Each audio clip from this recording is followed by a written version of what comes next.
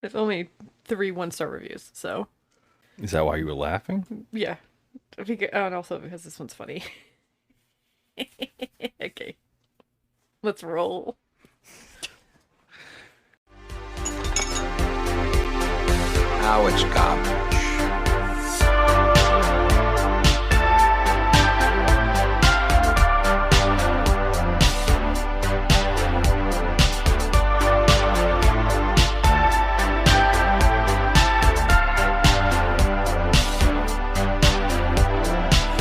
Just another movie night. Hello, everybody, and welcome to the show. We are just another movie night. I am Scott. And I'm Joe. Can we say Happy New Year?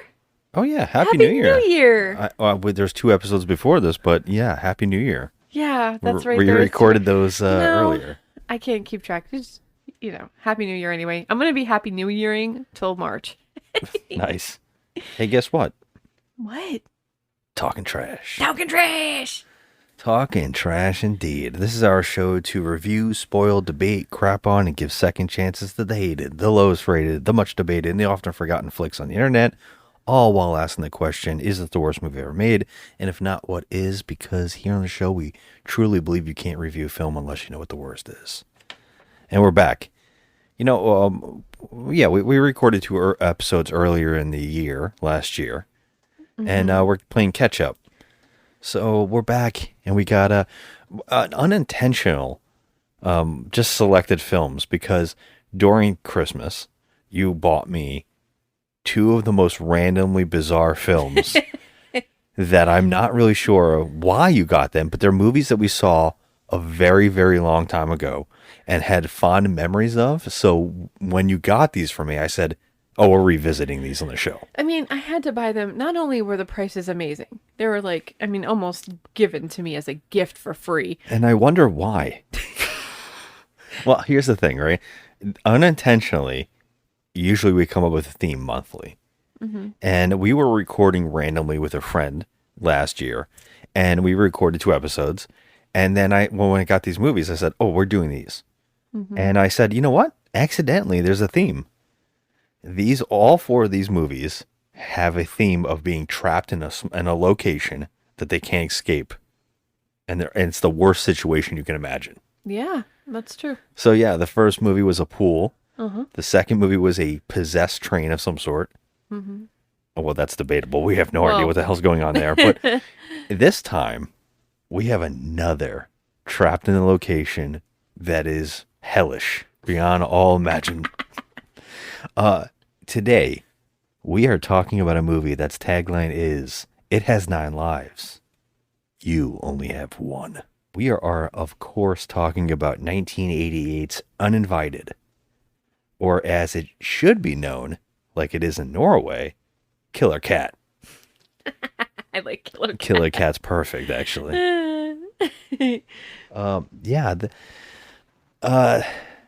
That's the title. It has a 4.5 on IMDb from 3,000 reviewers. It's tragic. It was directed by Graydon Clark, who was the director of the Joe Don Baker flicks that we've seen, Final Justice and Joysticks. Unfortunately, Joe Don Baker isn't in this film, and he really could have been. It would have been fantastic. It had a budget of $200,000. 75,000 apparently we don't really know the facts for sure, but the rumor is that 75,000 of that went to 3 of the main actors. Okay, I was gonna say I can believe it. Yeah. 15,000 of that went to the yacht. They only had 2 weeks with it. Oh my god. Yeah, this movie stars Bad Movie All-Stars. I mean, this is the cast is just made up of Bad Movie All-Stars. Yes. Although I would say that both George Kennedy and Glue Gallagher. Clue. What'd I say? Glue. I always say glue. I mean, that's. He is the glue that holds bad movies together a lot of the time. I guess you could say that. You say Clue? Clue. Okay. Yep. Okay. Bad Movie All Stars, but you can say that George Kennedy and Clue Gallagher were in a lot of films that we like. Oh, but then also for in sure. the biggest ton of trash you've ever seen. For sure. I mean, Clue is in Return of the Living Dead, which is one of my favorite movies ever. It's like a treasure to me. I Yeah. love it. I mean, George Kennedy's in a ton of I mean, he's classics, in a ton, and then yeah. he's in a bunch of trash. I mean, we've running joke is that there are maybe 5 or 6, and I think next week we're going to have another All Star in our next movie.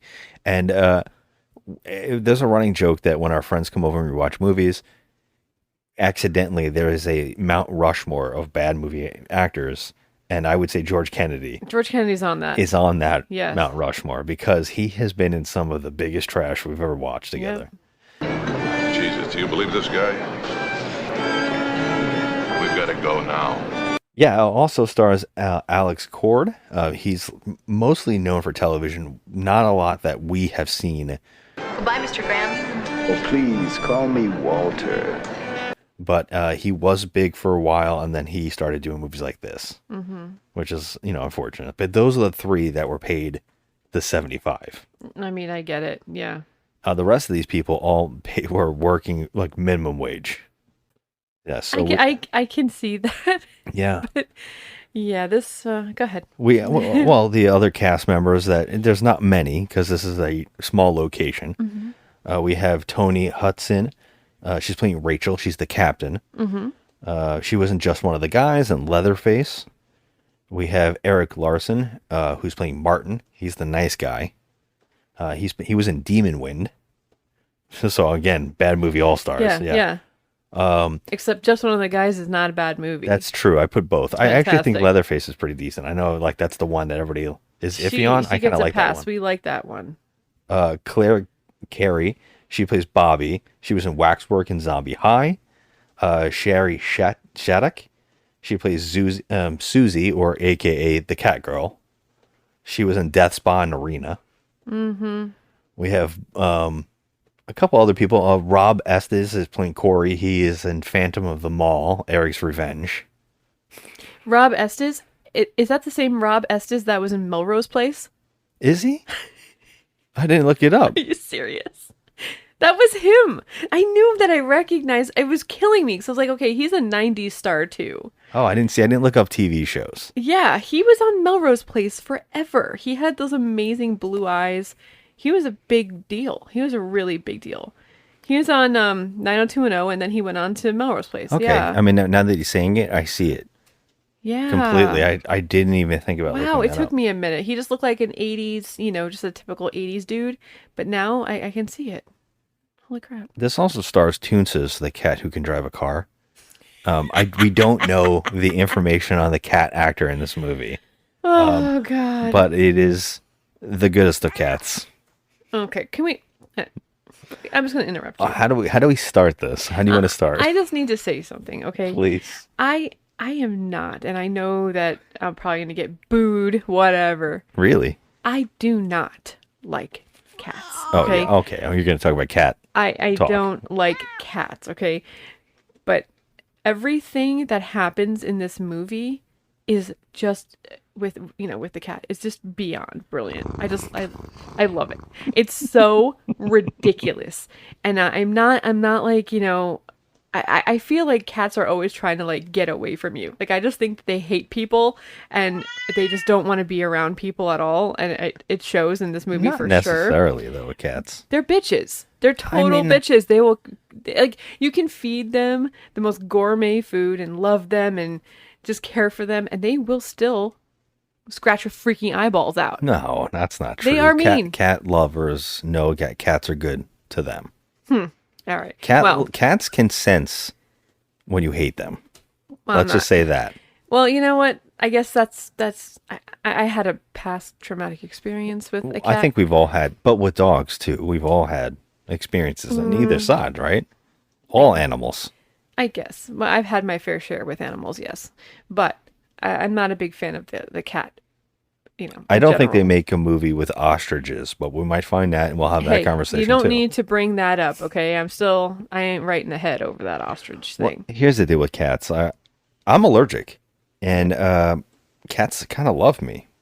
They always want to snuggle me. They always want to come on me. It's like they know. want to kill you. I guess, or they know that I like them. I don't mind cats. I actually think I was a cat in a former life.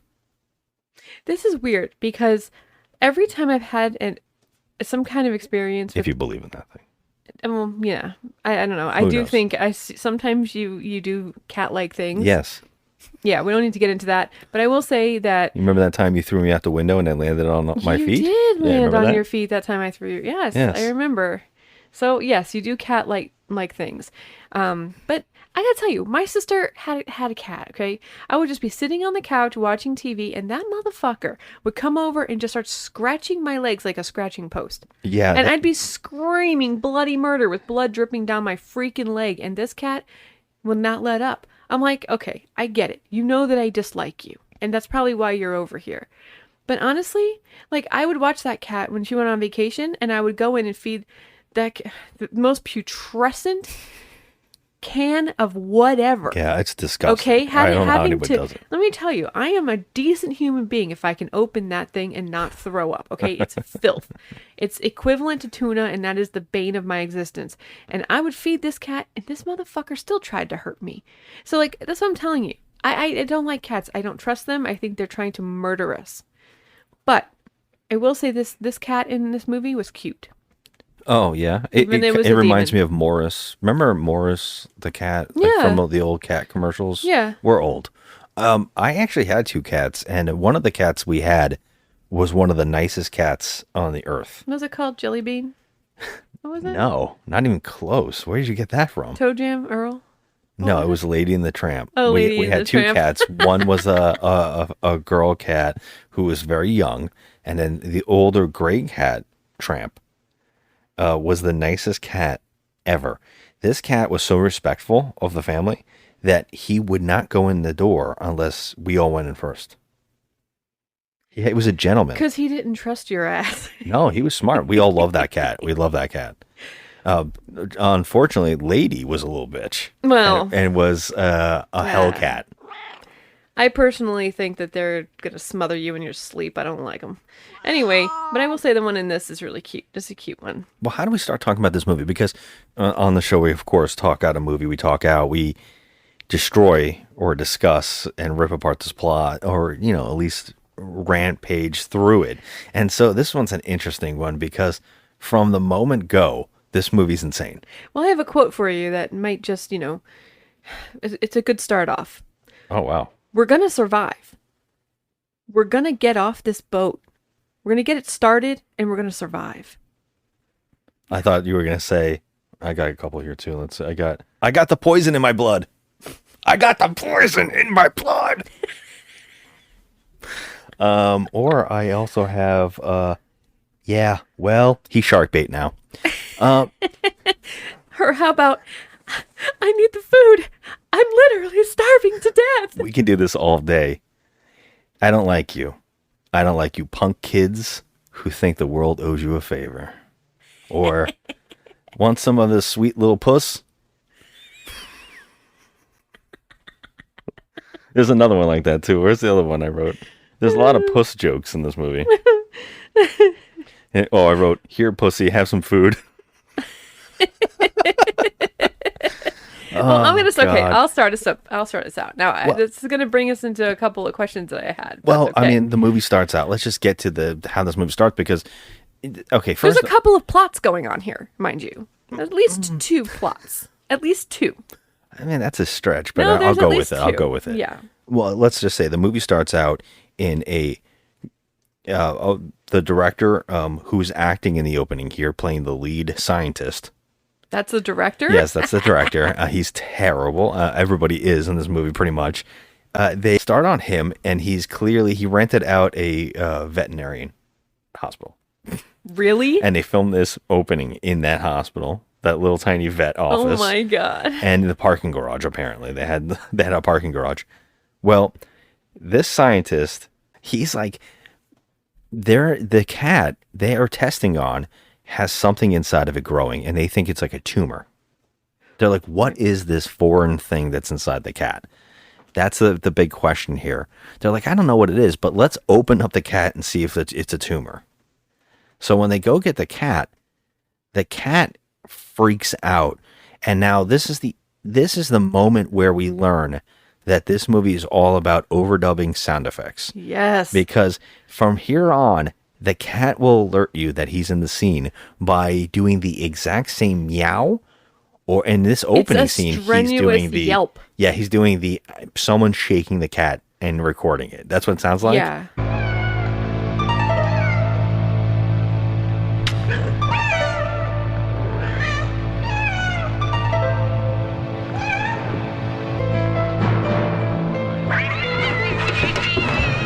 Guys, go get him. Paul, get the cat. Get him.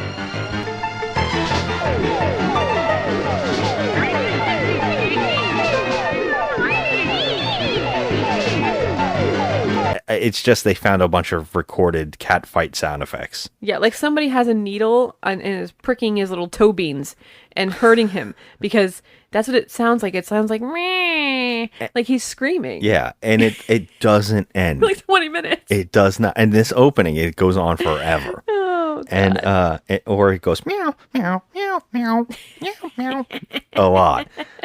So yeah, it gets loose, and they're like. They hit an alarm, which is the cheesiest sounding alarm ever. And they're like, and now first off, he complains that there's radiation. Code red. ST-618 has escaped. Use extreme caution. Radiation security. So they call like these radiation guys, these guys in these apparent radiation outfits, but they are just big silver outfits. They're just with like hazmat suits that look like googly eyes. But they have black. Eyes. They look like a bowling ball where you put your fingers in a bowling ball. It's weird. And it's just, and one of them is funny because when one of them gets killed, it actually looks like it's Shinshock with the black thing. And they're saying, first off, they're saying it's radiated, whatever this creature is. But they were just handling it with no gloves or anything. Right. They didn't even have any, like, anything on their face, any masks on or anything. So I was like, wait a minute, are they going to start glowing? Well, I know. and if you haven't seen this movie, what you don't know yet, what is about to happen is the most baffling thing that you're ever going to witness. And then this movie just doesn't stop with that. So what happens is this cat gets down a staircase, and those guys in the hazmat suits, again, they're just like heat resistant outfits. Yeah. They corner him in the staircase. And when the one guy goes to reach for it, that's when we witness what this movie is going to be. And I think that we can just talk about this thing forever because the cat apparently is not a cat. There is a creature which can only be explained as a hand puppet that was a reject from a troll film. Oh my God. Okay. Yes.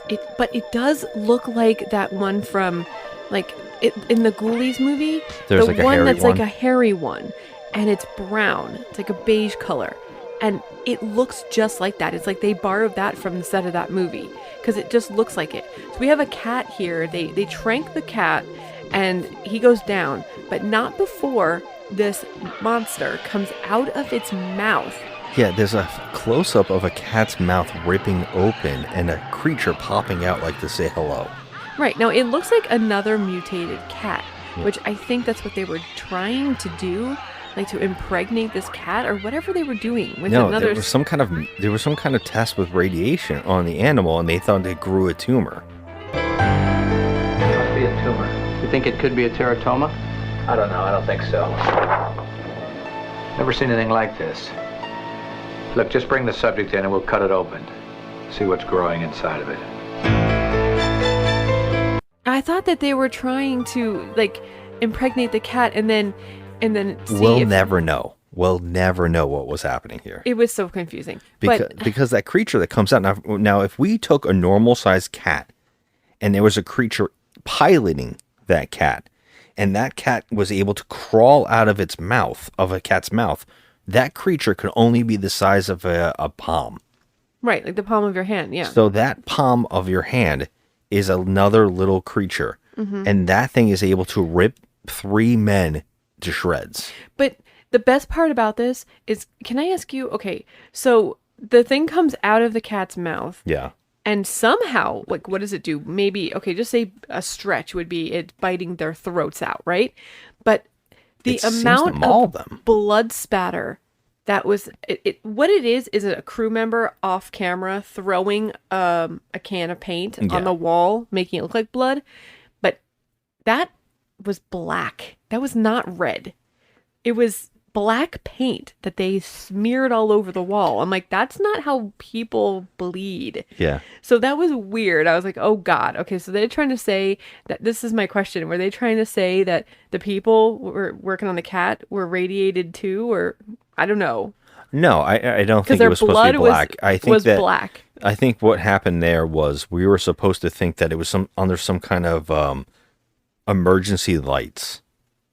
Oh, Because there was an okay. alarm going off, which is the funniest sound effect ever. And we're in some kind of hallway, like a staircase. Mm-hmm. The staircase going outside instead of using an elevator. It's like that really dark area. And cats can open doors. Yeah, we don't even know how it got down there. It got in a staircase. And it got out because it gets to the parking garage now. And runs away. And no, it actually, the rest of the scientists come down there to get him. And there is a guard, the head scientist who's the director, and there is, I think, the other scientist, and they all go. Now, he's like, the guard, everybody's acting is so funny. There's also a security guard that gets killed. The security guards are looking around, and he goes, "What is it? What am I looking for? Is it radiated?" And he's like, "Shut up and give me your gun." The building's secure. Now, Paul, no matter what happens, we can't let that cat out of here. Dr. Gray, you saw what just happened at that stairwell. Just shut up about that. Right now, we gotta kill that cat. Give me your gun. Give me your gun! Right. And so the head scientist just starts wandering off, and we're like, "Where's the guards? Why aren't they with him?" Well, we see a shadow again of the hand puppet come out of the cat, and just all of a sudden hear a scream. Oh, can I say something about this? I love that. I love that shot. I love that shot. You love it? Yes, it is so 80s. It's an 80s thing to do. Like when you can't really show something because you don't have the budget and you want to make it like, creepy. The shadow is really fun. I liked it. It's funny because they have the budget because we watched this thing come out of this thing's mouth at least 10 times in the film. Well, I mean, they did. Okay. This movie has everything you possibly want from the 1980s. Okay. It does. I It like has that. George Kennedy, has after-school special music / lovemaking music from the 80s.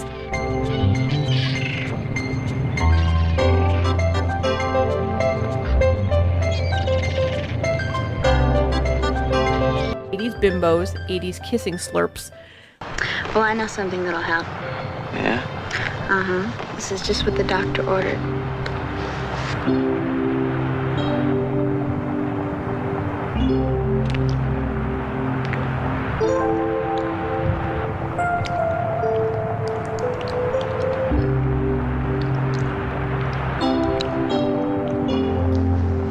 Practical effects, 80s fashion, overacting, hair, and Klugelager. It's got all of it. I guess that's true. And so when you have a budget of, what was it? 200,000? 200,000. Okay. Which we should cut down from the 75 and the 15. Okay, so take that off. How much are you really working with? Did the director even take a paycheck? I'm thinking Because, if they all made a minimum wage. I mean, if I was asked to be in this, if I can go back in time to 1988, and I was asked to even play one of the bimbos, and yes, they are bimbos. I'm calling them that because they are. If I was asked to play one of them, I would be like, I'll do it for free. That's how this movie makes me feel. I'm like, this is perfection for the 80s. Oh, boy. It just sums up the 80s. It's trash, but it's just, everything in it is so 80s and fun. I can't. I have so much to say about this movie. Anyway, continue. Well, I'm getting back to the plot. It's just that the security guard is killed off screen, and then the doctor is attacked by the cat coming out of what I think is a car window. Yeah. And then it just bites his throat out. It's coming out of a car window. Yes. I was like, okay. Now, I wrote, there's a couple scenes. This cat, again, we shouldn't even call it a cat because it seems to be some kind of sentient alien because it has hates and it has likes. It does. There's a couple times where this cat literally seems to have an agenda. And I'm not really sure if that's what their intent was. I feel like all cats have an agenda. But let's get to its first agenda. Because after it kills everybody at this hospital, it runs off. And the next thing we see is a nice gentleman at a mobile gas station feeding it. Yeah, and the cat's totally happy. And the cat's super happy about getting milk. And this guy's like not working. You think he's like a homeless guy, right? But then because he's on the side of a gas station. But then some guy comes up and goes, "Hey, do you have change for a 10?" And he goes, "Yeah, sure." And he gets up to go give it to him. And then the guy jacks him up and takes... Okay, now this is where I don't know what's happening here. Is he taking his wallet? Is he taking his keys and getting free gas? Whatever it is, he gets in a car and immediately goes off. And it says, "I got more than I thought we could." But I'm like, what did you get? The change for the 20? But like, what's he doing? None of that scene, it makes any sense at all. Like, why is this guy... Okay, so he's robbing this poor man. But did he rob him? Or did he go inside and clear out the safe? What did he get? I don't know. They don't show us. And what was the reasoning anyway? It went nowhere. Well, the reasoning is you do not attack gas station mobile employees. This cat will get fucking revenge because somehow this cat now glides into this guy's pickup truck as they're speeding away. And while they're driving and looking at their loot, again, I don't know what they got. It is now, and I'm going to point this out again. It is a normal sized cat with another cat creature inside of its mouth. Yep. Inside of its body. It's piloting the cat. Yeah. So, okay, now in this scene, this thing is a size of at least it looks a like dog. El Chupacabra. It's huge. And it comes out of the back window of the pickup truck and kills these guys as they're driving. And then we see the cat kills them so good that their truck transforms into a different truck and goes off a hill and rolls down. And we get to hear its glass shatter at least 25 times to the point where whoever was doing the sound effects just got sick of it and just kept pushing the button. I think they fell asleep. Yeah, it just kept pushing. Yeah, his finger just got stuck on the button when he fell asleep because it was the most ridiculous sound effect I have heard. It just in a keeps movie. going smash, smash, smash, smash, Smash, smash, and at one smash. point it just goes smash, smash, smash, smash, smash.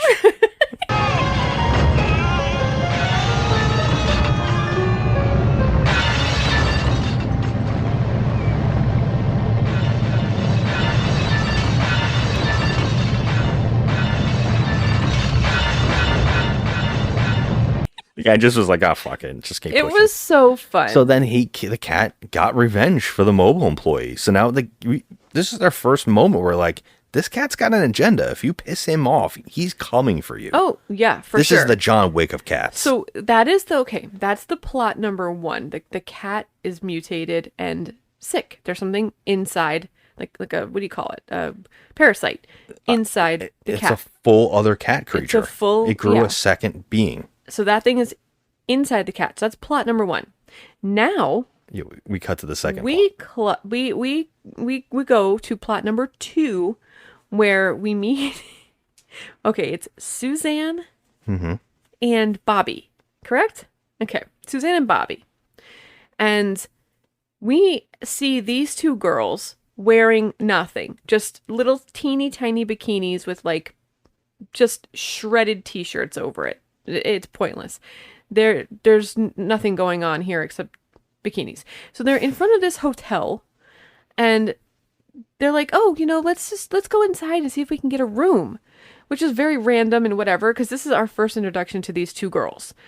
And you must point out that this is the hottest, best location in the world to hang out on the best beaches of all time, Fort Lauderdale. Yeah, Fort Lauderdale. Fort Lauderdale. Fort Lauderdale is spring break. No place like it in the world, agree? No contest. I just can't. The best. There is, as some guy says, nothing better. Yeah, as Floridians, I could tell you it's almost the armpit of the universe. Anyway, all right, so we're in the luscious Fort Lauderdale at a hotel with these two girls, Bobby and Suzanne, that we just met. And they are trying to get a room at this hotel, and the guy that's working the front desk tells them, "Get lost. You look like a bunch of bimbos. Get out of here." And of course, there's some old man who happens to be the hotel owner, says, "Oh no, they're with me." So I'm like, "Oh God, here we go." Which I already knew this is coming, but it's like, okay, this is the dirty old man type. This is the rich character. The rich obviously character. The hotel's like, oh, I didn't know it was you, Mr. Graham. Yeah. So this is Alex Cord playing Walter Graham. Yeah, and he's like been on the cover of Forbes magazine. Like he's super duper rich. He's on the cover of Money. Oh, excuse me, Money. Money. It's the ugly cousin of Forbes. Yeah. Yeah, they're reject cousin. Got it. So he's got a lot of money, right? So obviously, okay, It's not just a clever title. No, it's not. It's not a clever title. No. Stupid. So he says, "Come to dinner with me." Yeah, come to dinner. Oh, we're not dressed. We have these, bikinis on. It's okay, right? Of course it is. Because he just wants to look at their boobies anyway. So then dinner gets interrupted by George Kennedy and who else? Clue. Our Clue. Now, can I just tell you, they done him wrong. No. Yes, they did. He did himself wrong, Joe. What do you mean? He made the decision to put those fake teeth in. His son made them. Oh my God. Is this because he wanted to look unrecognizable so that he didn't want to be part of this movie? He has Coke bottle glasses on and fake teeth. And he's goofy as all get out. I mean, just he's always goofy. wearing like a hat, and he's got a shirt under a suit jacket. He looks like he lives in Fort Lauderdale. Did you not recognize him for a few minutes? Okay, I'm gonna come clean and say this is my second viewing of this. So it's been a while, so it doesn't even matter. But when I first first saw this out. movie, I did not realize it was him until he opened his mouth, and I was like, "Oh, that's his voice." Okay, I thought you didn't notice him this time because No, about I knew. 10 minutes in, you went, "They've done him wrong." They did. I couldn't stop saying it. As I was like, "Why? He's a bumbling fool." He is not a bumbling fool. But anyway, I will also say that I love when George Kennedy walked in. You went, "There's my boy." There he is. Yeah. So these two fools go into this restaurant. Can I say something real fast about George Yeah. Kennedy before I'm sorry to interrupt? I just want to say that every time I see George Kennedy now, I see the scene in Naked Gun where he's playing with the Swedish suck machine in the one place. I see it every time. It's hard to unsee it. I don't know what it is. I only see his Naked Gun character. I know, it's true. But you know how many movies we've seen with him? I know, but that's the one that stands out. It's crazy. Maybe yeah. it's just because you hold on to the fond memories of a person. Yeah, And I guess that's what it is. My fond memories of Naked Gun being so funny. Yeah, I mean Naked Gun. I mean it's hard when you watch Naked Gun not to even O.J. Simpson. We know that he's not a good human all the being. stuff in there of him is so funny. But when he his whole on the boat paint thing and it's the best. Drugs, sticking his foot in the goddamn bucket and just the whole oh no thing that he goes through. It's hysterical. Yeah, it's hard to detach yourself from those characters. Yeah. And he's playing an asshole, like a big asshole. He is, and I love it. I'm here for every moment of George Kennedy in this. Everything that he does in this movie makes me feel good. Every single thing. His acting is so atrocious in this movie. It's wonderful. It has surpassed any, I can watch it and laugh and feel warm about it. Instead of most bad movies that we watch, I'm like, oh, Jesus, it's freaking acting. I can't handle it no more. But him in this movie made me laugh. I loved it. He was just, you could tell it. Even he was just like, what am I doing? What am I doing here? I made 20 grand. What am I doing? I would say that he's maybe one of the actors that's taking the most serious. Do you really think that? But yeah, because he seems to be acting. Everybody else doesn't. Alex Cord is just playing a douchebag drunk. Yeah, but at least he was trying. Clue is doing a character bit that's just goofy and weird. I feel like the girl from Just One of the Guys was trying. I think she was trying. She's the boat captain. She's the boat captain. Okay. I think she was trying, and I think that Alex Cord, he was an asshole douchebag, but he still was acting. I don't know if it's I mean, George Kennedy seems to be I'm going for it. He hit, or he's just mad. Well, yeah, that's true. That but could I be. feel like George Kennedy just hit the ludicrous speed button and was like, true. I'm going all in on this. I don't give a shit. And that's why I totally appreciated him in this. I just appreciated it. He's like, you know what? Fuck it. I'm going to earn that 20 grand. I'm going to earn it. I don't like you.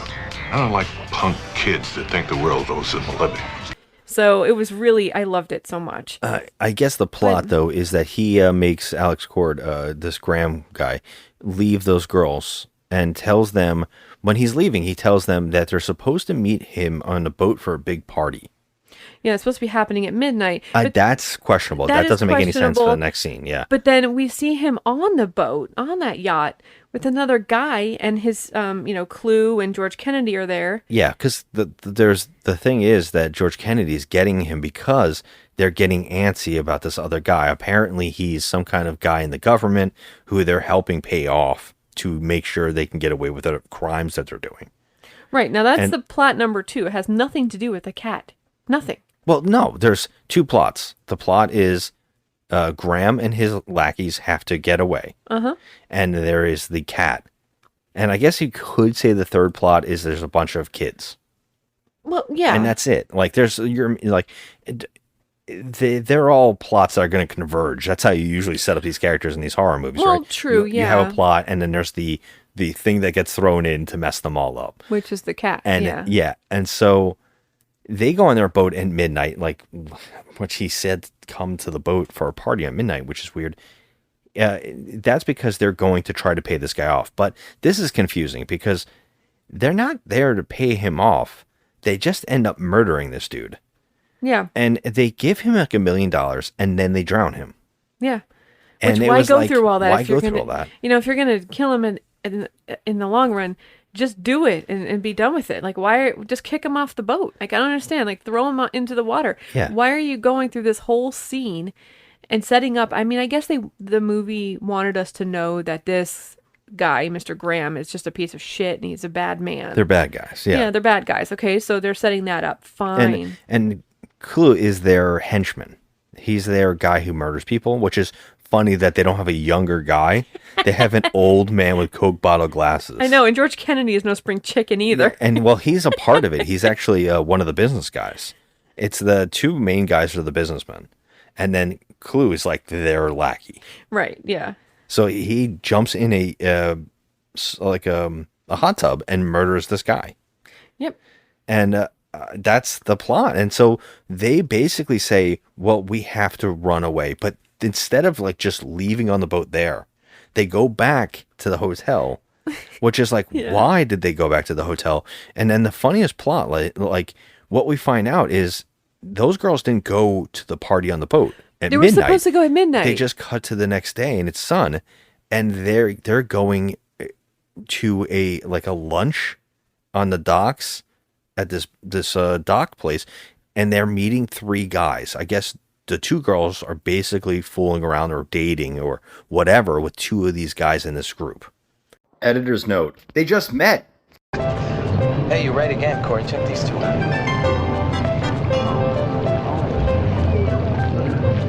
Help me, I'm in love.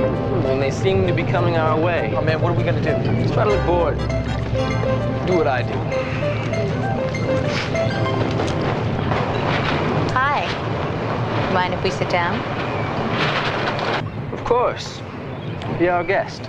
Yeah. There's 3 guys, and they we kind of learn each one. One's a preppy guy who is the one that's trying to make it in business. Mhm. Then his buddy, which is your typical crew in these 80s films. Yeah. You have the buddy who's the more party dude, and then you have the other straight-laced guy.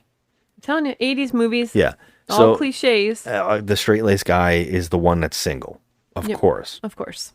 And these girls are like, hey, we're going to go on a cruise on a yacht and have a party with this billionaire that we met, this millionaire. Okay, but that was supposed to be at midnight last night. So did exactly. everyone fuck up the time? I don't know Like, why they said it's so weird, whoever unless they were edited suggesting this- the next night was the party. No, he doesn't said make it. sense. He said midnight, but I feel like the editor should be fired. I mean, he only made $300 on this movie, True, but still, true. it's like, unless the director did it. But I didn't look into that. He wrote this. You are coming to the party, right? Starts about midnight on my yacht. I'll send a limo back here to get you. Should be fun. Lots of interesting people.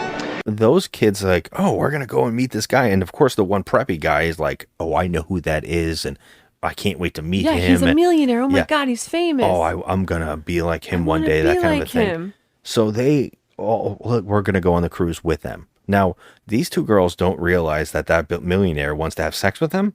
They're gonna bring their boyfriends. Okay, can I just say this I have to say it. I don't care.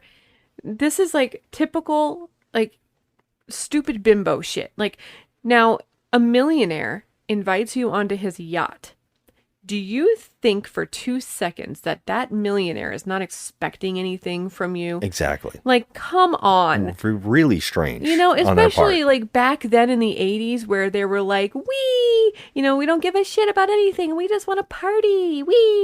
And you're getting on this yacht for free, getting free food, free booze, free good time.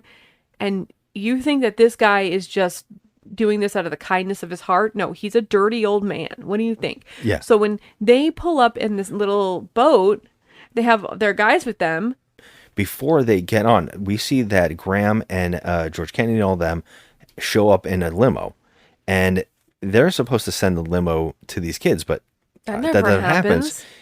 But he gets out of the limo and he says to George Kennedy, "Damn it, those kids never showed up to the boat. They're not on the boat." And George Kennedy's like, "Good. Because I don't want these stupid kids. We're trying to run away." And he's like, "Don't you think it's a good idea to have these kids on the boat with us? It's a good cover." I don't know what he's talking about there. No. It's not really a good cover because you don't want to get caught. If you get caught, it doesn't matter if these kids are with you or not. Right. There, I don't understand that. That's right. I forgot that whole thing happened. They actually get on the boat, and then the kids all show up to get on the boat with them, and they're already like out to sea. They like somehow they take one of the kids' boats to the boat. Yeah, now, so I don't get know on, where that boat goes after that. Well, before it leaves them. It just takes them out there. No, because it's his boat. Remember, it had a name, and I was going to write it down, the name of the boat. But they drive it over to the yacht. They get on the yacht. And before they actually drive it over to the yacht, Suzanne, I believe, finds the cat for some reason on the dock inside of a locked container. You guys really don't know who Walter Graham is? Well, sure, I've heard of him, so he's made a lot of money. So what? So what? This guy has been on the cover of Forbes magazine twice. He's just a man. Horny like every other guy. Yeah, well, he ain't the only horny one. We think. Shh, you guys hear that?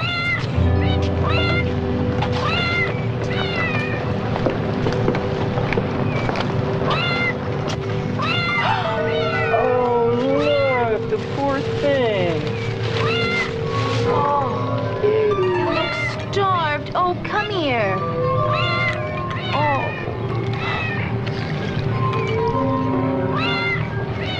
Genetic laboratory.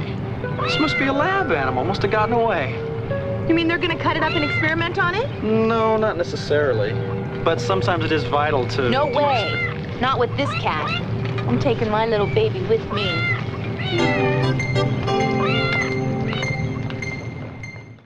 Okay, I have so many issues with this. Number one, I don't think a cat would be just frolicking around by the water. Cats don't like water, number one.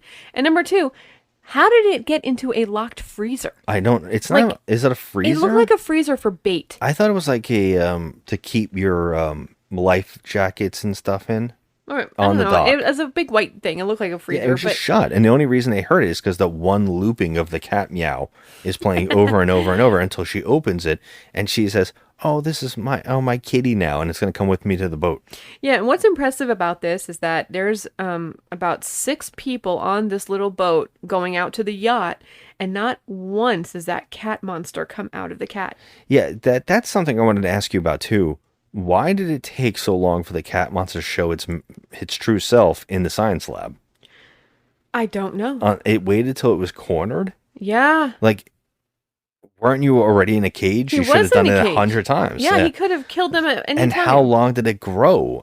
Like, how long has this been manifesting inside this body? And why did they only see it as a tumor? Maybe it was fully grown to its utmost potential. And then it decided, hey, I am ready. I'm hard-boiled and I'm ready to get out and just eat some throats out. It's like a fight or flight situation. Yeah. Like, now we know the cat liked the mobile guy because he was giving them food, so much so that he got revenge for his beating. Right. Same thing might be going here. Like, with Suzanne, she Suzanne's rescued petting it. me. She rescued it from the... And so he's like, you know what? I'm with you guys. Yeah. Until I'm not. Yeah, that's right. And so she brings him on board this yacht. And they are like they're on the boat and they all meet, and he's mad that of course these 2 girls brought these guys. But not only that, they're like, Clue gets on board and says, hey, the FCC is looking for us and they're going to go search your boat. So he's like, we have to get to the Caymans. Now, this is the first time he says it. He says it at least 50 times after this scene. Yeah, so The now Caymans. we know that he, that Mr. Graham, this rich asshole who owns the yacht, he is in cahoots with George Kennedy, and they're trying to cover up their criminal activity by going to the Caymans and getting the money out of the bank that he is hiding there. And they're just going to ride off into the sunset on the yacht and be rich people. Okay, fine. That's the plot. It's stupid, but that's the plot. Yeah, and you would think that they have a lot of money. They have 3 suitcases of $1 million each. So I wonder how much is in that bank that they're going to take out. So that's crazy. It's got to be a whole bunch of money because this guy's already rich. Yeah. So it's like, okay, how much richer are you? Which is weird that the $1 million in the suitcases seems so important to him. Right. I didn't understand any of that. Right. So yeah, the only reason these kids get to stay on board is because they need a crew, because the captain, who is a young woman.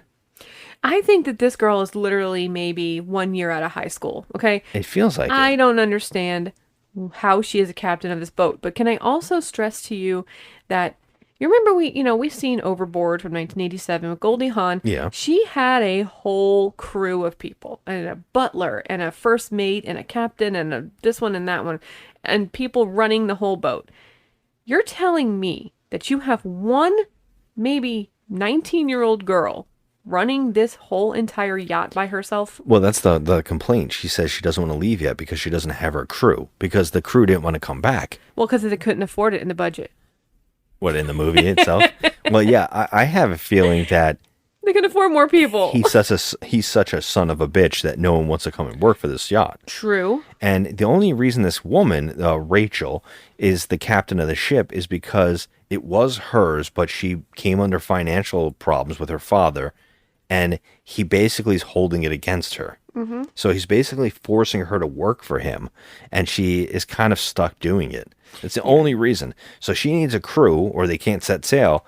So they're like, hey, guys, if you want to stay on the yacht and go on this cruise. Now, I don't know why they would. I would have left the moment this guy was an asshole to me. 100%. But they stay. But the best thing is Bobby's like, oh, I have a whole crew for you. We can help run this ship or whatever. Okay, first of all, these guys have the combined IQ of a frozen tater tot. No, that's not true. One of these guys in particular is a very smart individual. Okay. He's the single one. He could be, yeah, he's smart. He knows about genetics. Okay, so why is he on the boat? That's number one. But just because you're smart and you know about one area of science does not mean that you can run a whole yacht. I mean, I wouldn't know how to even push that thing in throttle. They have nothing to do with that. In fact, the yacht, probably in that stuff, it runs itself. They're just the crew. So he makes each one of them do a job that is like... Yeah, one's on like cleanup duty. Yeah, one's a on maid. like... One's a maid. One's on like kitchen staff, whatever. It's ridiculous. Yeah, and the two girls just get to hang out. Oh, they get to hang out. Now, can I just make, I need to make a statement here, and this is most 80s movies, but this one just hits it so hard. So these two girls literally have not one solitary piece of luggage when they get on this ship. And no, the guys don't either. And the guys don't either. Now, they are showing up to this yacht in just string bikinis.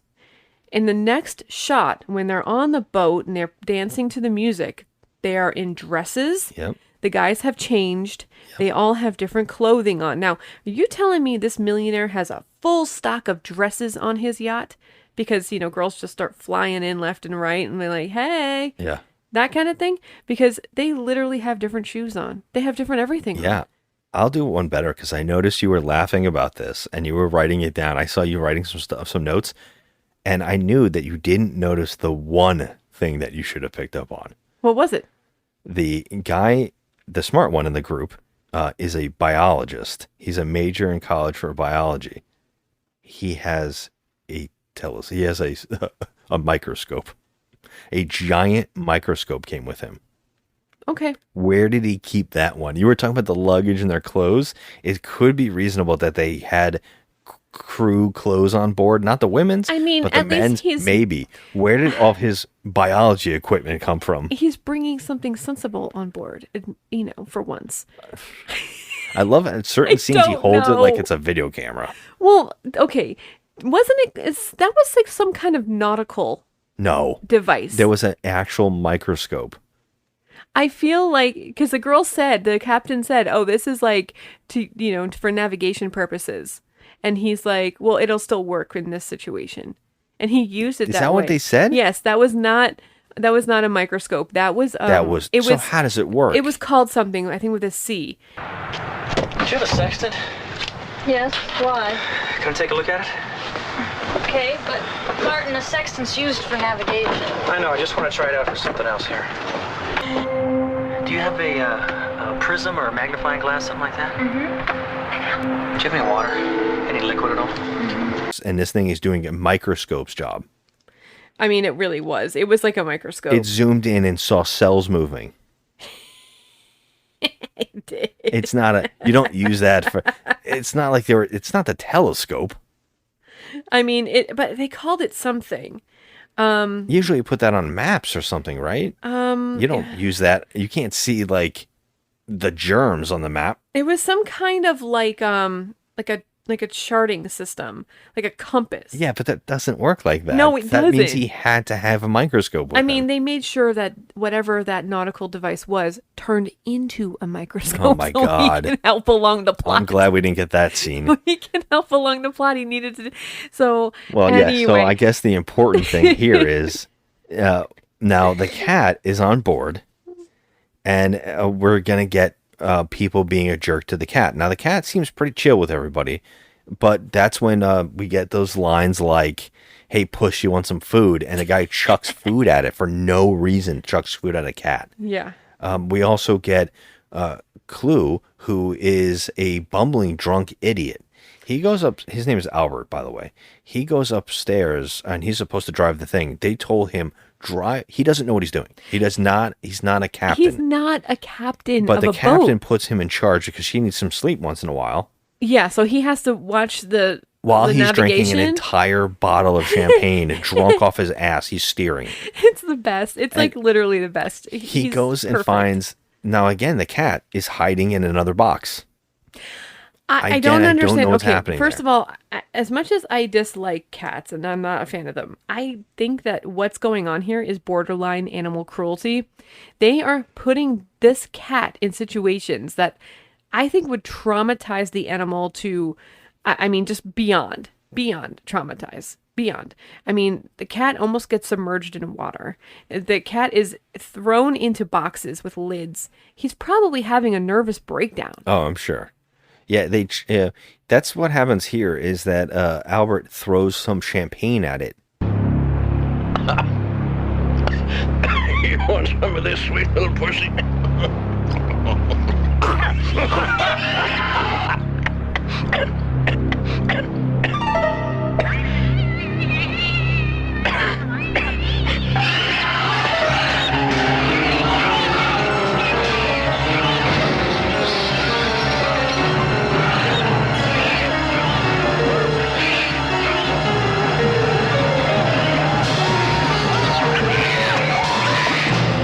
Which clearly it is literally like some kind of red liquid. Maybe it's not champagne. I think it's like wine or something. Yeah, maybe it's wine, but still Boone's Farm. Boone's Farm. You know, billionaires got the Boone's Farm with them. But they still are throwing things at this animal. Like, yeah, and the cat, that's when the cat's like, you know what? I don't like you. And he rips out of the mouth and he attacks Albert and he bites his throat.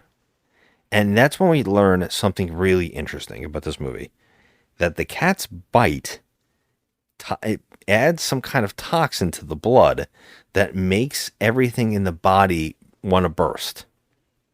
Yeah, it's like some kind of contamination. Yeah, like radiation. And it makes, there's a lot of bladder effects where they have fake skin and they make it look like everything's bubbling. Well, I can tell you this. Okay, this goes along with the 80s practical effects.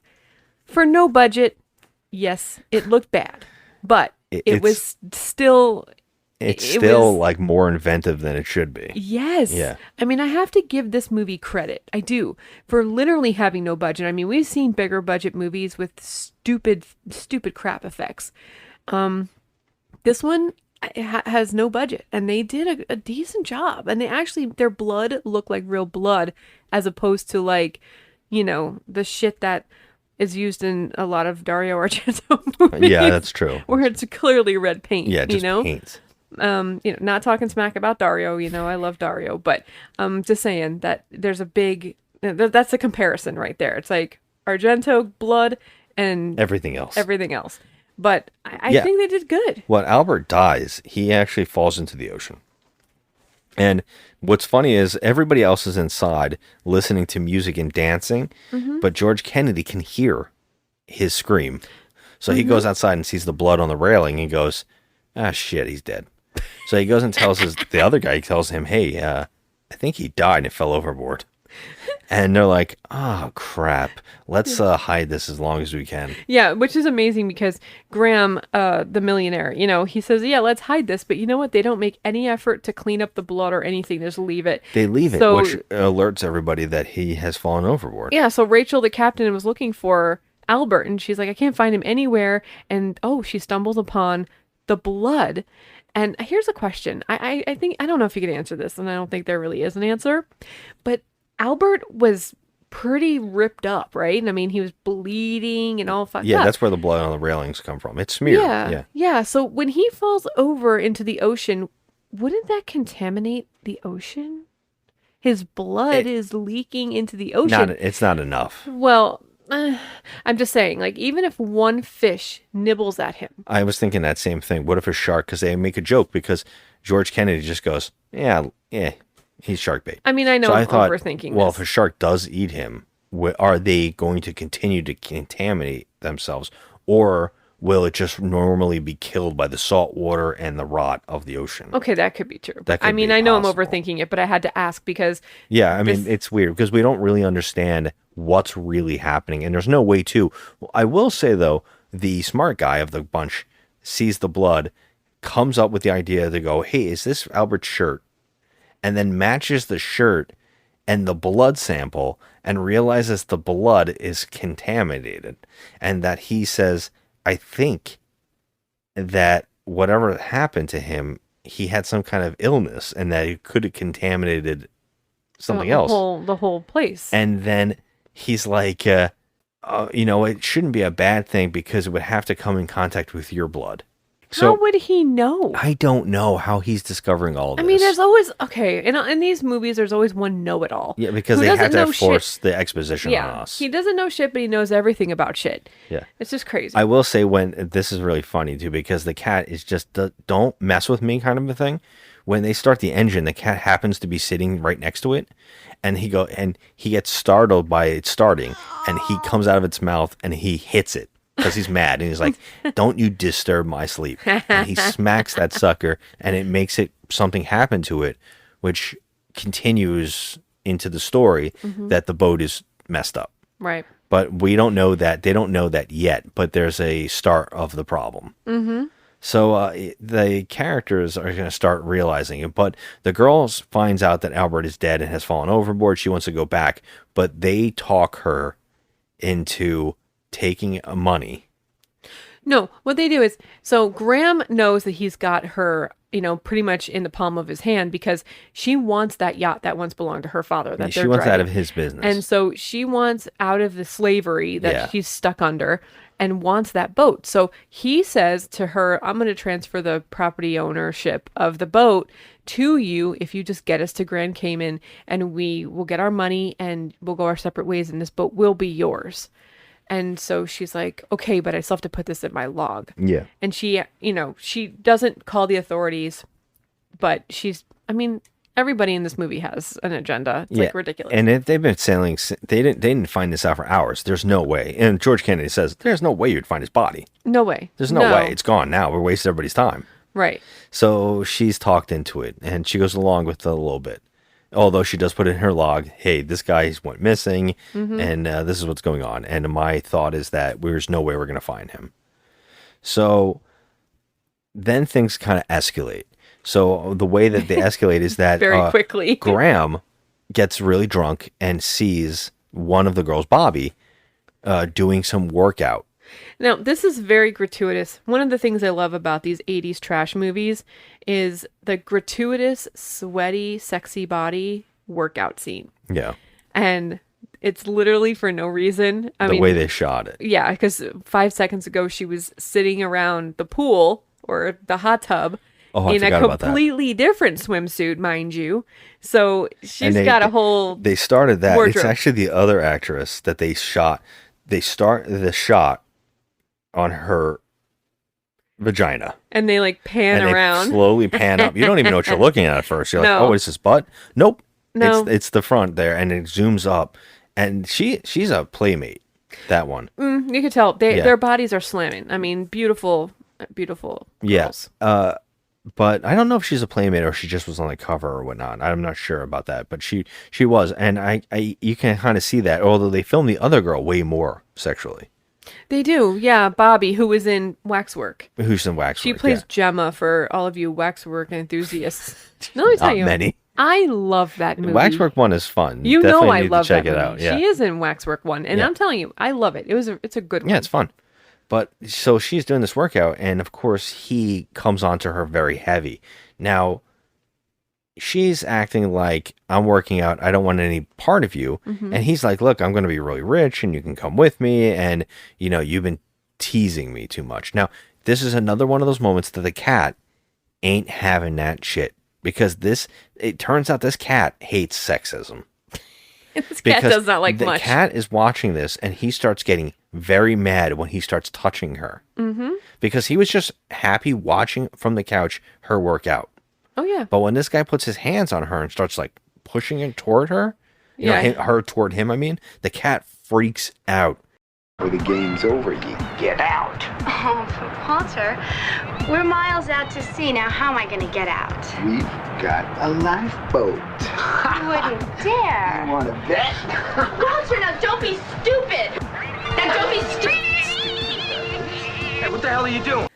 And luckily, it can't show itself in time because that other guy shows up. And he's like, hey, get your hands off of her. He hits the guy from behind, Graham. And George Kennedy comes in and shoots at this kid and grazes him. Of course, the window behind him does not shatter or anything. No. The bullet just doesn't go anywhere, apparently. But he's grazed in the arm and he falls down. And that's when everybody kind of runs in because they hear the gunshot. Not everybody, but some people. George Kennedy is now attacked from under the couch by the cat, who comes out and bites through his shoes. Now, I would say it doesn't look like his skin is being ripped. No. It's the shoe that looks like it's bleeding. It's the shoe, and this is the best scene in the whole movie. I don't even care. I love this. I love this scene so much. He gets his foot so mauled by this cat, okay? And everyone's screaming, and he falls onto the couch. I can't help it. Oh, it's unreal. It is picture like a little child crying and with the quivering lip.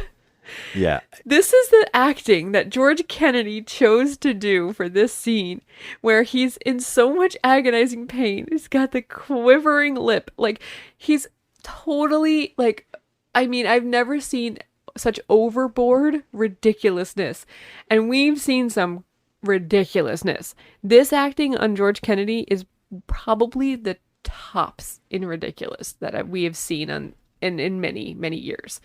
It's just, he's sweating profusely. His foot is like all fucked up looking and bleeding, and its flesh is hanging off and stuff. We see the vein pop, like bulging. And the vein is bulging, and all of a sudden his chest starts bulging like something is gonna alien chest burster. Yeah, like a chest burster.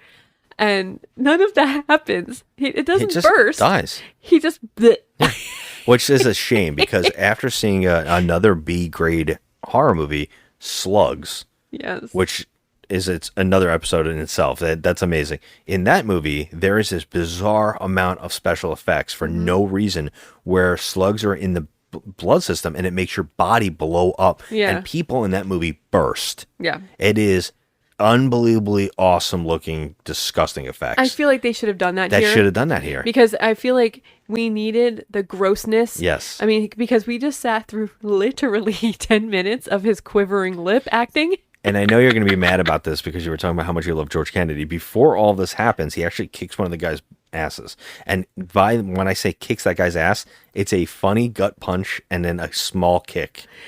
It's like they didn't have any money for like a fight choreographer or stunt guys. So they probably had to practice this 6 times. And George Kennedy lifts his leg and kicks the guy with where he knees him. He kind of just like budges, knees him. Pushes him. But his leg doesn't even come up that high. I'm like, oh man, George Kennedy just broke a hip. Yeah. That's why I said George Kennedy seems like he's trying. Even with this dying sequence, I'm like, he's going for it. I mean, I love him in this movie. Every bit of his asshole character that he is, his commentary, his overacting, his just complete ridiculousness. Everything about George Kennedy in this movie, I love. What happened? For God's sake. The cat. The cat. Oh. Rachel and I took a pretty good look at the blood. Oh. And it was mutating like nothing I'd ever seen or heard about. Oh. Maybe the cat's got rabies. Oh, God. Yeah, well, he's dead now. Yeah. Is that true? I'm afraid so. It's a shame about Albert. I liked him. Yeah, well, he's shark bait now. He's dead, and they Him toss and his. Clue are both dead. Yes, in this movie Clue already. is already overboard, gone, and so they take George Kennedy. Now, mind you, okay. First of all, I know. I thought about this too. He's a huge motherfucker. Yeah, he's a big He's dude. a huge guy, and so they wrap him in a sheet and they toss him like a piece of freaking nothingness, and they toss him overboard. Now, there's only two skinny guys carrying this big fucker.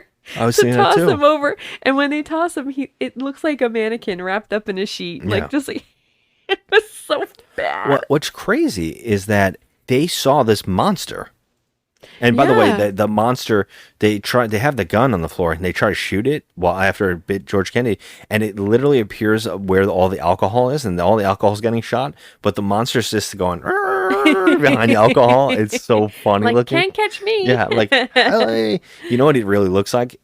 Another, I can name so many movies that we should have done on the podcast, but another one is Hobgoblins. Oh it my looks God. like one of the Hobgoblins. It does. Because it's hairy, it's weird.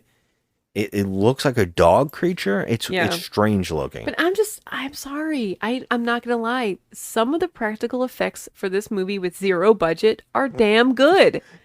I mean, it's so trash. It is. It's But for an 80s movie with no budget, there's just no help on this movie at all. You can tell there was like a cameraman and a lighting person. That's it. Yeah. And they didn't even need a lighting person because most of this shit took place on a yacht in the freaking sunshine.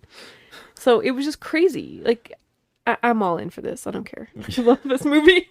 Well, now that they realize George Kennedy died from the bite, their blood, it's the creature that was in the cat will now affect your blood. So now they're very worried and concerned about getting bit or whatever, and they're trying to figure out how to deal with it. But a lot of them don't believe it's a cat monster. They don't. The one girl that brought it on board is like, it can't be. Right. It can't be the cat, you know? Yeah. But some of them saw it, so they're freaking out. So they're all trying to come up with a plan of how to deal with this. But at the same time, the boat breaks down. Mm-hmm. And they run, after George Kennedy dies, they basically go to call the port authority and everything and say, this is what's going on. But Graham comes in there with his gun and shoots the thing and threatens to shoot the girl in the head unless she drives to the Cayman Islands. Yeah, I have another issue that I'd like to bring up on this. Okay, and this guy's a millionaire. Okay, he's a millionaire. He has money. He has this yacht.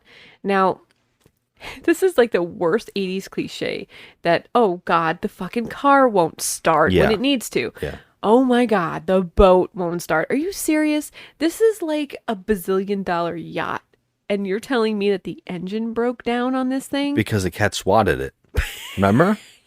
So that's what I said already. The cat swatted the engine and blew it up. Cat was mad that it was sleeping, and the engine startled him, and he smacked it. What, he booped it? Is that what you're saying? There's a shot of when he smacks it. He booped the engine and because it broke down. At certain times, his hand grows in size randomly. Oh my So God. in that shot, it is like a giant bear claw. And it knocks the damn engine out. And it blows up at this point. And But the thing is, they're able to take Graham hostage. They actually get him by using a fire extinguisher, and they get the gun and they put it on him and they lock him in a room. And so now the whole crew's got to figure out, how do we stop this creature and how do we fix the engine? So we have a plot line where the captain and the smart guy they're having a meet cute. They're starting to like get a crush on each other, although she does turn her head when he like randomly goes to kiss her at one point, which is weird. It's not a good moment, dude. Not I a know, good moment. like you guys are trying to fight for survival, and you're just going to be like, "Oh, let's get romantic." But they're the only ones trying, because everybody else, on the other hand, decides to go off and do their own thing. So we have a sex scene. Well, I guess it's weird, where a guy pretends to be the cat in a hallway while the girl's getting naked, which is the one that brought the cat on board, who caused all of this in the first place. No, it's not her. Yeah, it is her. It's Bobby. No. Isn't it? No, it No, is. you're thinking about another one. That's the other scene. I'm talking about the rich guy, and the girl gets naked on the bed, and he comes in the room. Oh, yeah. Because he's meowing outside the door, and she's like, "Please go away for the love of God." And then he's like, it's just this puss. And he comes in the doorway, and they fool around, and instead of having sex with her, although she's naked, he just starts talking about how, "I'm going to get big plans. I got big plans. I'm going to be famous, and I'm going famous. to be rich, and I'm going to work on Wall Street, and I'm going to have all these things." And then, so she just like gives up and just like lays down on his chest. Yeah, and the I'm only like, reason... what a freaking bummer. Yeah, I agree. It's weird. And the only reason that he's saying all this is that he made a pact with Graham. He's like, "I'll split money with you. You'll be rich. Just help me get out of here. Make no more hiccups happening. Find a way to get me out of here." So he's like, "Yeah, I trust him now. Yeah. And I've got big plans. And he goes, "Big plans for me." And the girl's like, "Yeah, I'm into you." And she Yeah. goes, "That's why I'm into you. I I knew mean- from the moment you had big plans." I gotta say, she's a twit. Yeah, she's a real idiot. But then the same goes for the other couple now. Now, this is one of my favorite sequences in the movie. Oh my god, this is where second best scene in the movie. Bobby goes to her boyfriend, who's the one that got grazed by a bullet. Yeah. Now, he only got grazed. He has so much blood on a bandage on his arm. It's like he really got shot. And he makes a joke that he has lost feeling in his arm and thinks that's funny. That is weird. Well, they start kissing, and he goes, "Whoa, I didn't lose feeling anywhere else in my body." Yeah. And she's like, "Ooh, maybe I can check that out for you." And they have a makeout sequence where we have to hear the entire slurping of their tongues. Oh my god, this is an 80s That goes on for a slurp while. slurp. Okay, this is the worst. It happens in tons of 80s movies where they put the mic too close to the couple, and all you can hear is It's crazy. It's awful. Awful. But the best thing about this is that This is the best. she starts to like get a little bit on him and pulls the blanket back, and 'Cause the she's- fucking cat is eating his finger. Yeah, because he can't feel. And she goes, "Let me check that feeling in your arm." And then the cat's just munching on his finger. When they startle the cat, the fingers fall out of his mouth. And amazing. you can clearly see his fingers are Yeah. still there. It's so bad. But he's screaming and she's screaming. And then he just jumps up and says, "I have the poison in my blood." And he starts running, and he decides to commit suicide by jumping off the boat. But before he does, the girl's like, "No, don't, no, no." And he's like, "I got the poison in my blood. I got the poison. I'm contaminated. And he's screaming. And then the other guy, the guy who wants to get rich, his best friend, is up on deck, and he goes, "What are you doing?" And he goes, "I got the poison in my blood. I have poison." And she's like, "Don't do it." Now he falls off deck and somehow pulls her into the ocean with him. Did you see that thing? Did you see it? I got the poison in my blood! I got the poison in my blood! That's what... No, wait! I got the poison in my blood! Let's! Wait!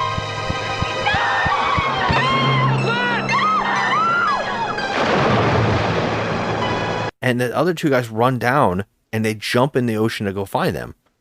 They just have vanished. Yeah, they're gone. She died instantly You by can going into see, the ocean? Like she just jumped overboard, which wasn't very high. She just fell. Was she But, knocked like, out? Yeah, what the hell? What happened to her? Yeah, she just disappeared. She just disappears. They So- cannot find her. Yeah. And he shouldn't drown. Like, you still have a fight or flight. Like, even if he wants to die, he has to make himself die. You know what I mean? Like, he would have to drown himself, but when you hit the water, you unintentionally go up to the top. Like, I don't think that he's, like, literally like, no, I'm going to drown myself instantly. Yeah. You kind of got that instinct and not.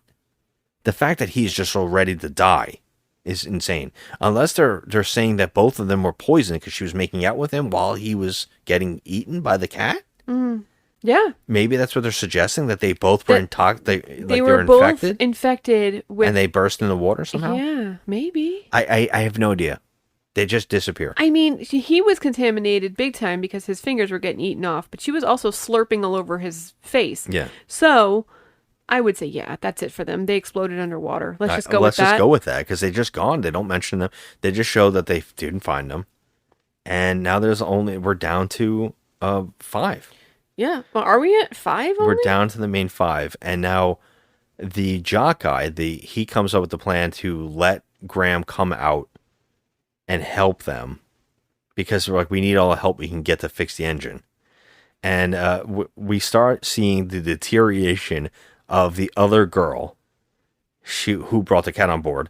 Yeah, oh my God. She's starting to lose her shit, and her acting gets increasingly worse as the movie goes on. It's quite terrible. Quite terrible. There's a scene where they're trying to start the engine, and she just stands up into the camera and goes, "Oh my God, please, God, please!" And then it doesn't start, and she goes, and sits down.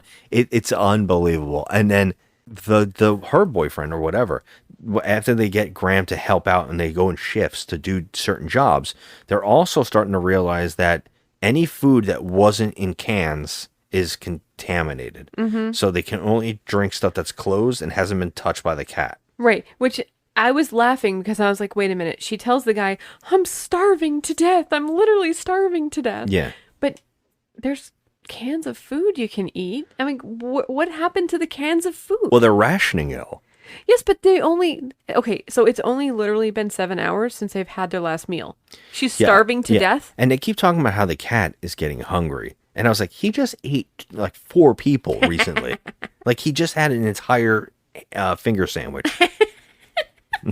Finger food. Yeah, finger food. I mean, he should be fine, but I guess the cat is famished because, they're really worried about it now. And they all start trying to come up with a plan. And the one guy comes up with a plan he has food and he has poisoned it heavily. And he's going to put traps all around.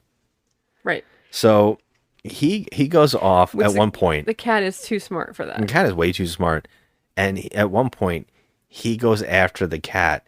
And the cat shows up when he's doing this one thing, and he accidentally hits a valve, and it blows the steam into his face.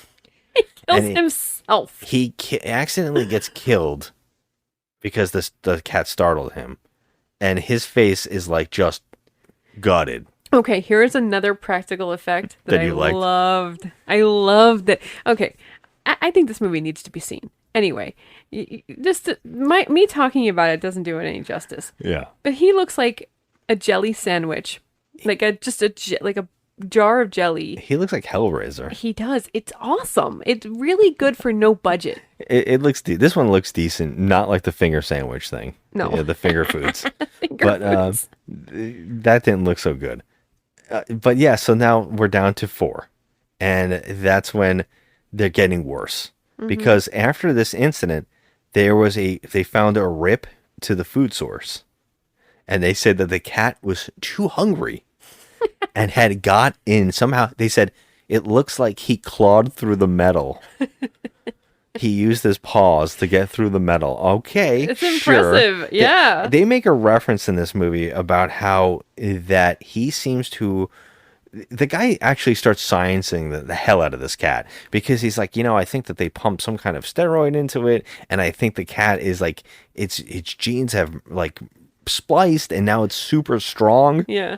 Now, can we just we forgot to mention that when the group, before they got on the yacht, when they found the cat, the collar the cat was wearing had fallen off, and it said property of such and such medical I was lab. wondering about that. Yeah.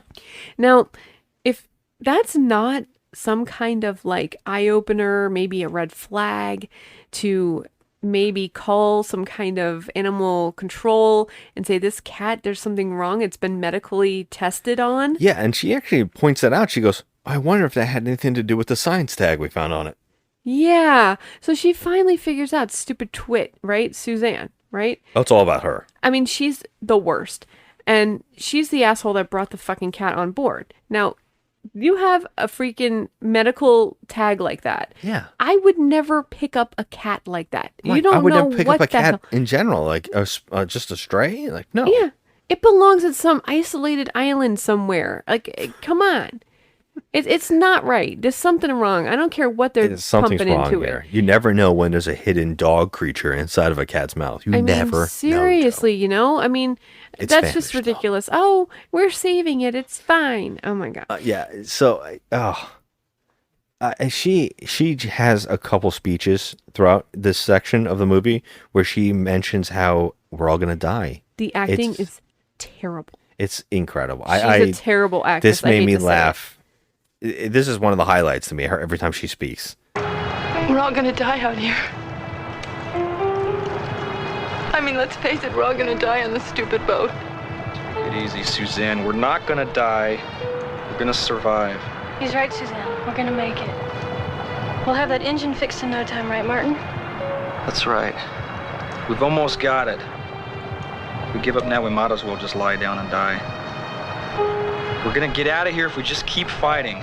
You're lying. You're both lying! We're never gonna get out of this alive. We're all gonna die. That thing's gonna bite us. And we're all gonna die a horrible death.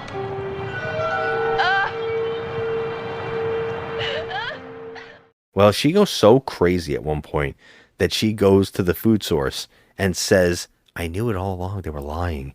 They wanted it all to themselves. And so she starts eating loose food. And this is my favorite thing is the cat's sitting there right above the food and he just goes, meow. And he goes, she's, you're not a bad guy. The cat's literally sitting on the food she's eating. Yeah. It's ridiculous. But I mean, it's next level dumb. Yeah. Like, this whole entire event is her fault, but it's just the point that, like, yeah, we know she's going to die, but the whole entire point of her eating this food that the cat is literally sitting on gets all that much better when we see her death. And she has those splatter tubes coming out of her neck and all that stuff. And the bladder effects. The bladder effects, right? And she's bleeding and stuff everywhere. But the actress was told by the director, obviously, to hold the lantern that she was walking around with up to her face so they could see all the effects. So as she's dying, she's making sure to hold the lantern by her face, which this just goes to show they had no lighting department. They had nothing. Okay? I mean, it's even without the lantern, it's still working though. It's still, you can still see You can still see it, yes. But I mean, I felt bad for this actress because she had to make sure that the lantern was held right there in place so we can see her bloody death, which was epic, by the way. Yeah, it's funny. I love that the cat doesn't, it's like, I want to eat her. He just watches her die. Yeah. And he's like, yeah, that's cool. Yeah, like I thought this cat was ravenous. I know. If he's so famished, like why isn't he eating them? Right. Like his corpse is everywhere for him to eat. Yeah. Like the guy who got his face steamed off. Like just eat his body at this point. Right. I guess he wants a live food, or does he only get hungry when he's mad at somebody? Yeah, I don't know. True. He's very temperamental. Yeah. But now we're down to just the three. Which this is where the movie's like, we got to wrap it up. So the movie goes, oh, we have a random storm approaching.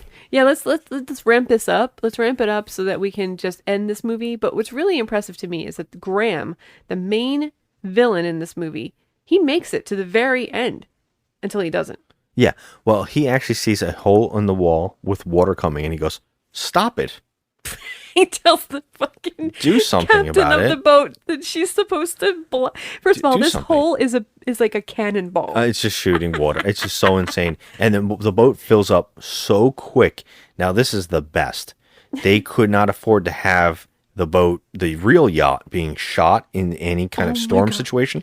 So they made a miniature toy version of It's it. the best. And they put it in his bathtub, and they have it on a string, and you can see it being God. pulled. I love it so much. I love this boat. So then we cut to the inside of the boat, and it's fully almost submerged underwater. And Graham goes for his suitcases of millions. He comes out with one, and they're trying to get the boat. The lifeboat. The lifeboat, which I can't believe they didn't do earlier. Right. Why didn't they get in the lifeboat earlier? Yeah. They try to get the lifeboat out, and they're trying to, during the storm, and Graham throws a couple suitcases into it, and then he says, I got one more. So he goes back inside, and wouldn't you know it, the suitcase is being guarded by the cat. Right. Now, I feel bad for this cat because it's literally... It seems there's scared. Water everywhere. Yeah. And it's almost touching its feet. And you can tell it's kind of scared. It's scared. Yeah, it's probably So I felt bad. So this asshole... Okay, now this is another question. This guy is a millionaire. Why does he go back for the last suitcase? Which is like $1 million. Right. He already has 2 in the boat. Right. And he has more at the place. Yeah. And he has a whole bank full of money Yeah. in Cayman Islands.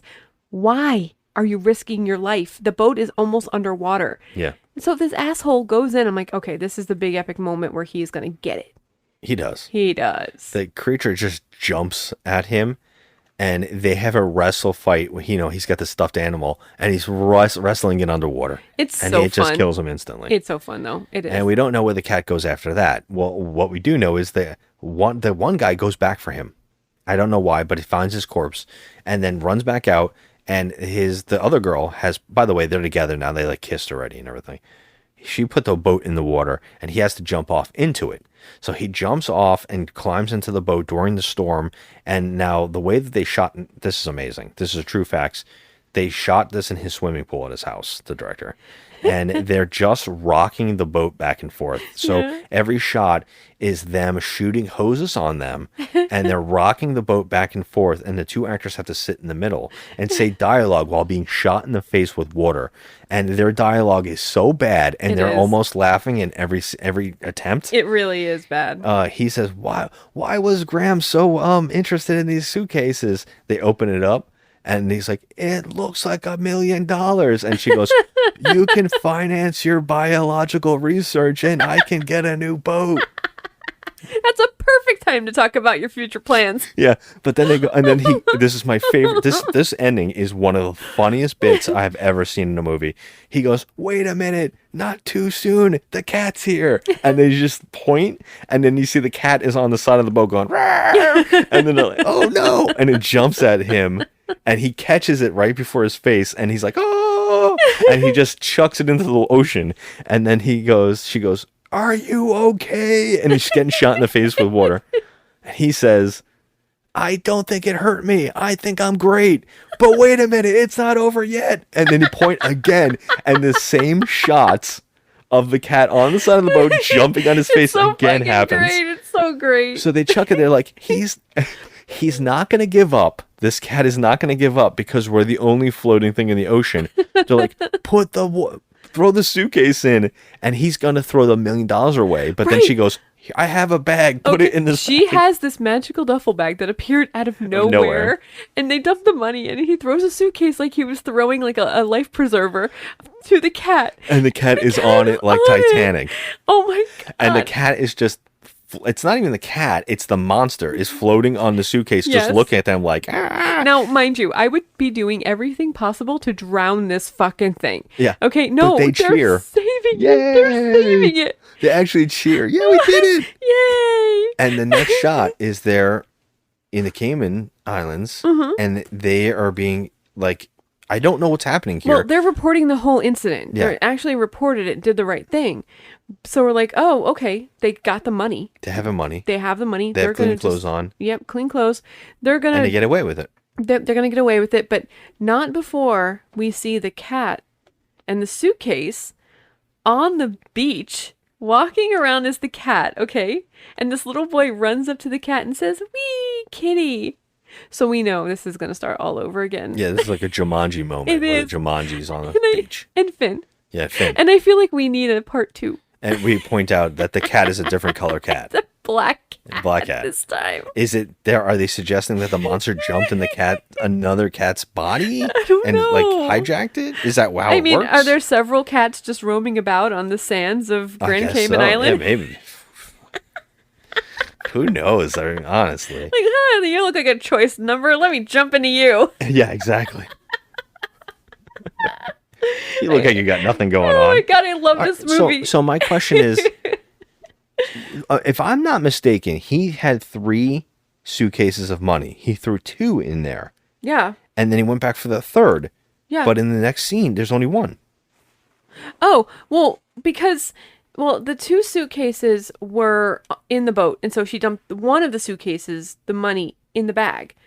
So he was able to throw another suitcase. No, the suitcase that he empties into the bag is the one he throws. Yeah, that's right. Where's the second suitcase? Where's the other $1 million? I'm assuming it's in the boat. Yeah, it's so weird. Why didn't they get $2 million? I have no idea. I'm assuming that it's still in the boat. So, like, just to say they got $2 million. Say they got $1 million each. All right. That's, I mean, are we guess. even I was just questioning this wondering. anymore? I mean, they are able to change clothes when they didn't even have a solitary that's duffel true. bag of clothes with them. Like, really? All right. This is the epitome of like so bad. So it's bad good. it's good. Yeah, this I love movie this is movie.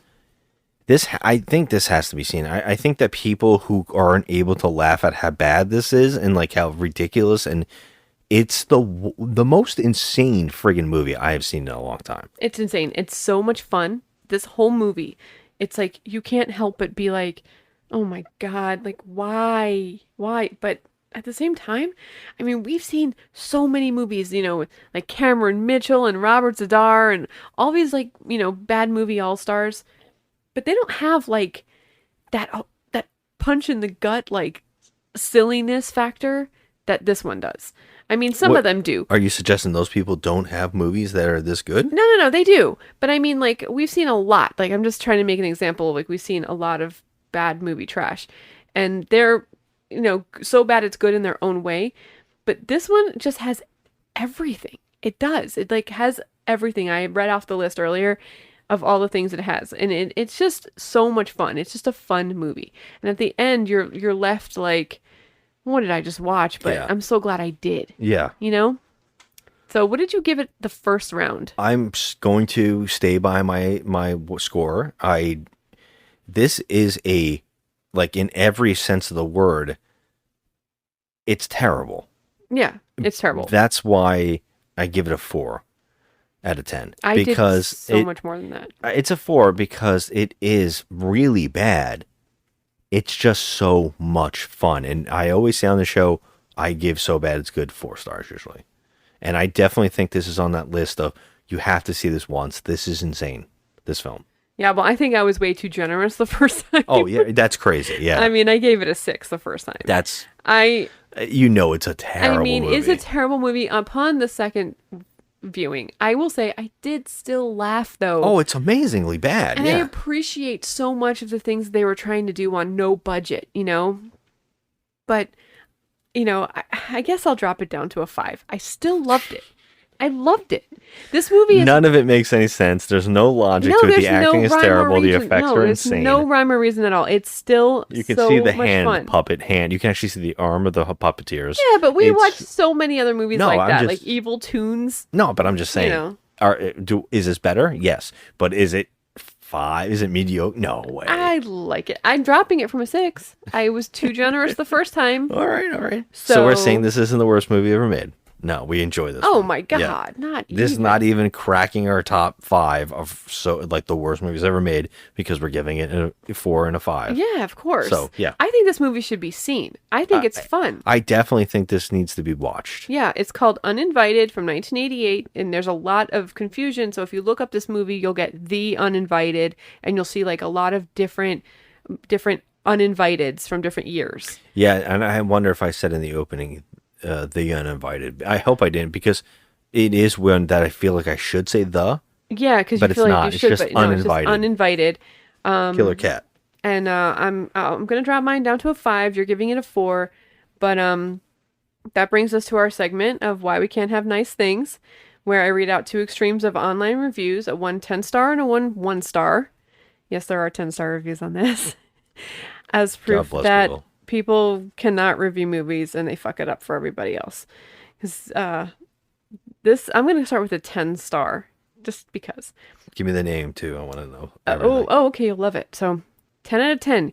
Killer Cats Rule. And this is by Hardcore Night. Nice. All I can say is, yes, this film is very cheaply made. However, what do you expect when you rent a film about a killer cat with a rabid mutant in its mouth?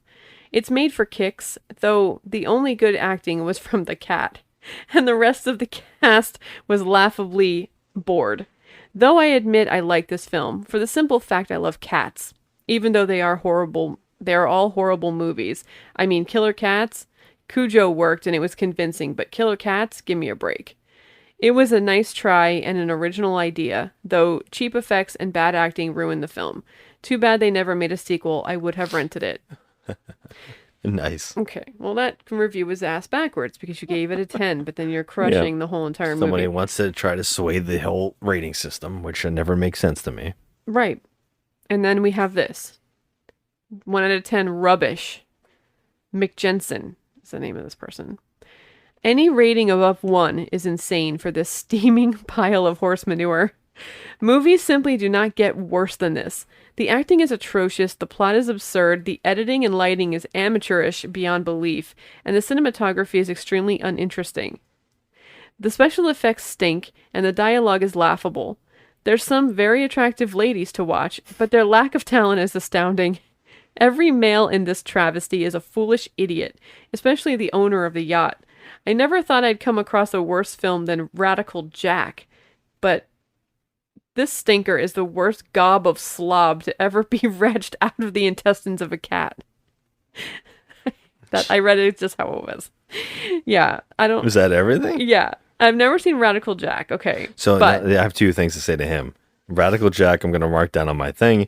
And 2, Star Wars Holiday Special in Dinosaur Island. yeah, I'd rather watch this. there's So, worse dude, movies yeah. out there, man. You haven't seen nothing. So, yeah, I say watch this movie. It was a hoot. It was a hoot. It was bad. It has a whole bunch of goofy, terrible acting, absolutely atrocious acting. It's true. But it was very for the no budget, it was different. It was the practical effects were decent. So, like I said, we've seen movies with higher budgets with shitty practical effects. I mean, really shitty. These were not that bad. Yeah. Like I said, I really do have an appreciation for people who use blood that looks like blood. Okay? Well, you did Except talk about for the beginning with the black paint. Yeah. But you cleared that up because you said there was... It might be the way they shot it. Yeah, the darkness. lighting. Yeah. I do agree that could be a factor. But Yeah. otherwise, I like this movie. And I'm going to say this, okay? It is worth every bit of the $4 that I paid for this.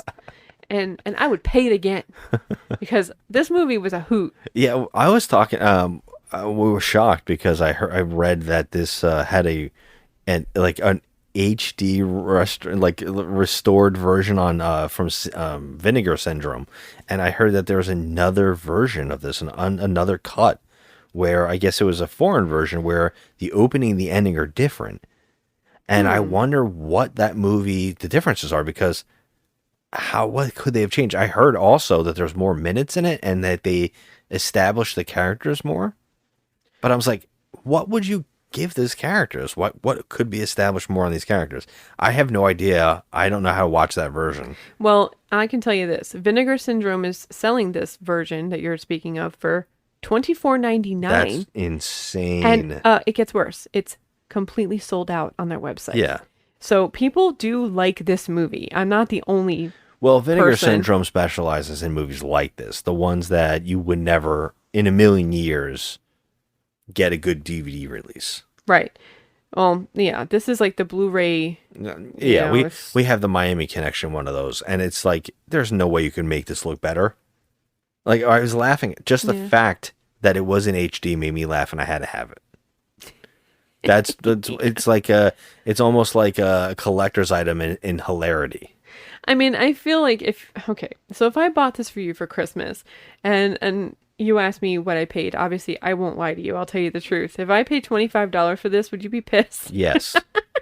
Yeah, we're next week's movie. We actually got from Vinegar Syndrome. Yeah. So that when I saw it, I laughed. I said, the fact that this exists on this DVD is mind blowing to me because we watched next week's movie in a 50 movie pack that we got for $10 once. Yeah. And it's so bad that I can't wait to revisit it because I haven't seen it in like 15 years. So yeah, I guess it's been that long. When I opened that box and I saw that was in there, I was like, oh my God, you got to be kidding me that this exists. So the same goes for this, that the Uninvited has a special edition is mind blowing. Yeah. I said the no, it's just Uninvited. Uninvited. Yeah. Yeah. So I say yes. Yeah, excuse me.